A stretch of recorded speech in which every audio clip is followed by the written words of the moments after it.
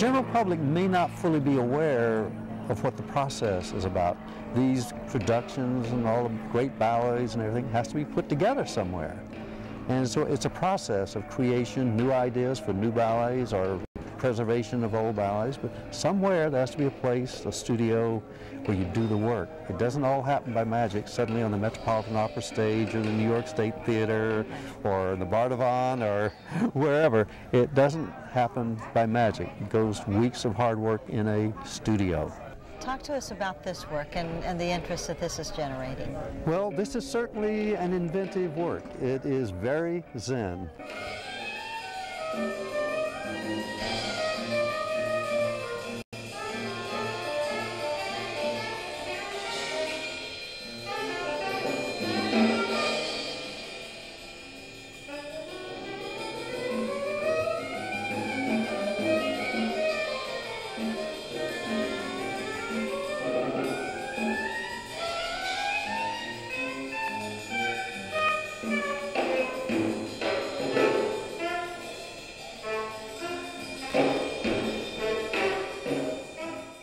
I think it's very interesting, this world premiere, and it's something, you know, that's kind of its premiere performance, and it's a collaboration between a dancer and an artist and lighting designers, and in this kind of large space that we have, the whole thing sort of come together, and I think it's a very interesting, you know, show, and you could call it avant-garde perhaps, but it's just kind of unusual, and there again it's an experiment. And that's one of the things we really want to do here, is give dancers and artists a chance to experiment. And I think this is very successful.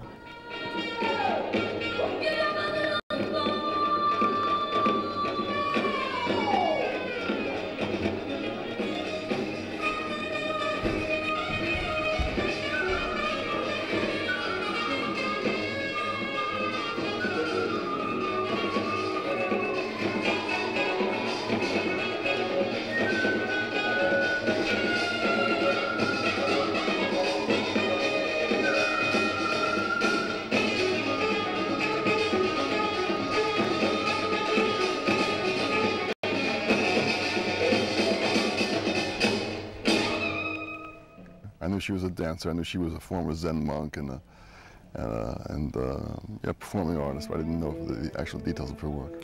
It's an interesting marriage, the two different arts, the visual arts, the performing arts, isn't it? Oh yeah. What are your thoughts when you start putting this together? Well, again, I didn't know what it was going to be like until I heard the music she chose, you know, which is like a more of a modern jazz fusion with an Asian twist, you might say.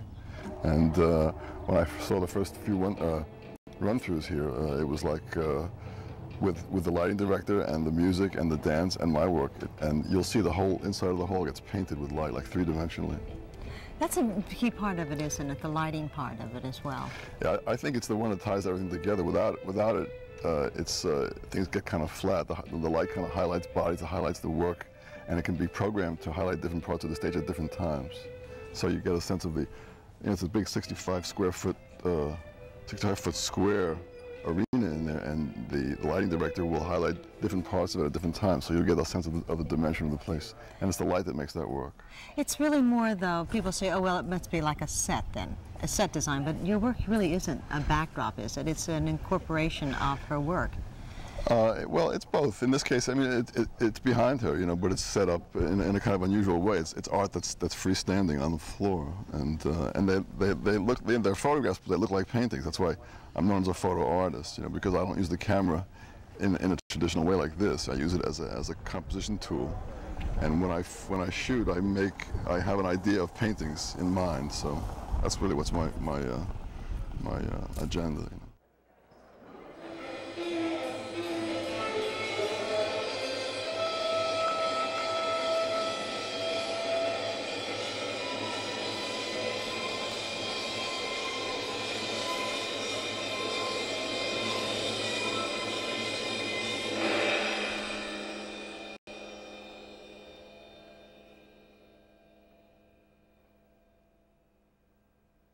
The context of where you're doing this world premiere is also important. Yeah. Kaatsbaan. I mean, when Daryl first came here, I brought her over here the second day I met her, and as soon as she saw that she had, you know, because she's a performing arts promoter, and she realized that we would do work here. You know.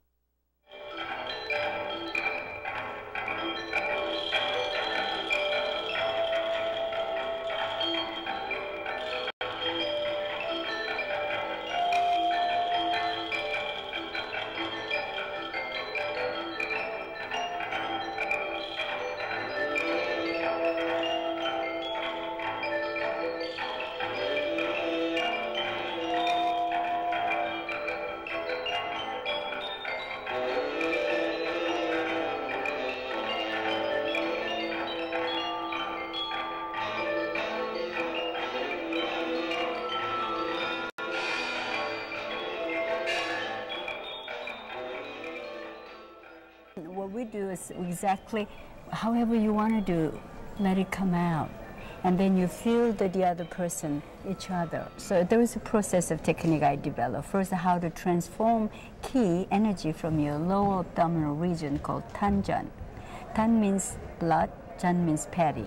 So 2/3 of your blood circulate within your abdominal region. You are transforming ki from the energy to different parts of the body. That's the first process. Relate to your breathing, right? And then the second process is how to control your emotion. When you're angry, what do? How can you put it down? Developing the meditation technique to bring it down the blood into your lower abdominal region so that you can control yourself. And then third phase is yin and yang aesthetic quality, high and low, wide and narrow, bright and dark. All these opposite elements you create into movement. So when you do very slow movement, just like holding a sand in your hand without dropping one single sand up to your head. Opposite, you have to bring fastest, quickest, lightest at once. Something like that. So I believe any movement, just opposite, that everybody just tension, tension, stretching, stretching, you build more tension. At some point one has to release the tension. Then you can rebuild. It's like you empty the vessel, then you can fulfill.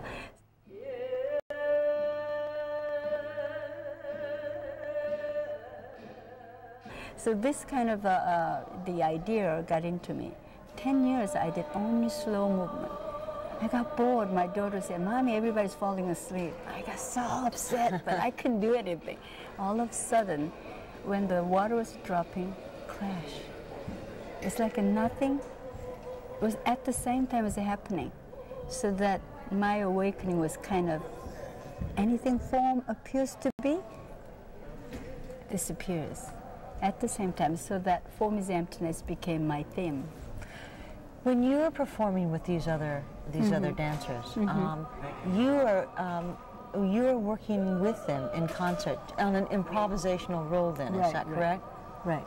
I do teach them how to bring their movements out and then relate to the other person, like a mirroring. And then second phase is exchanging dialogue through the movement. And then harmony in every level. Anything comes, anything goes, you do respond to each other. And by doing it over and over, they learn how to do it without looking, without counting. You're sensing the presence. Absolutely.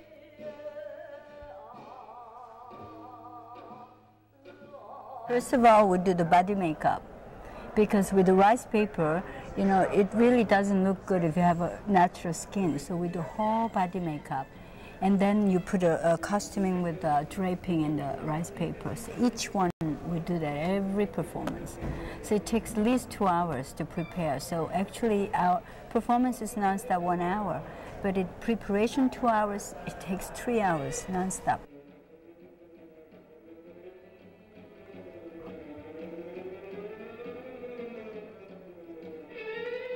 How do you find it up here, upstate? You mean the upstate? Right. I find it's very peaceful. You know, I was stepping on the lawn in the morning. It was so nice. Right. I was meditating on the grass. It's just so beautiful. And the sky is just magnificent. My theory is, if one cannot meditate in the midst of turmoil, difficulties, I don't see the point. Because if you can only sit in the mountain, if you only could sit in a quiet place, can meditate, then you know you have no problem. But when you're in trouble, when you're in noise, that's why I bring the music and everything contrast to the how one can control and meditate while in the midst of turmoil.